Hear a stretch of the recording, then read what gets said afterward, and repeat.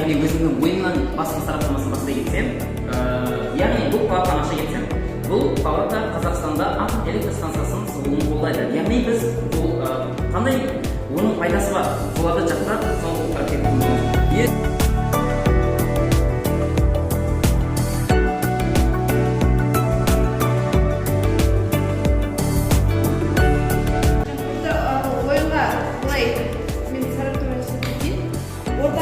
үкімет тарапынан лидер шығады, дефиниция береді, мақұл дефинициясымен келісеміз. Одан кейін бізге тек қана идеология ережесі береді. Нақты аргументтер айтпайды. Табиғатпен тіл табысу керек.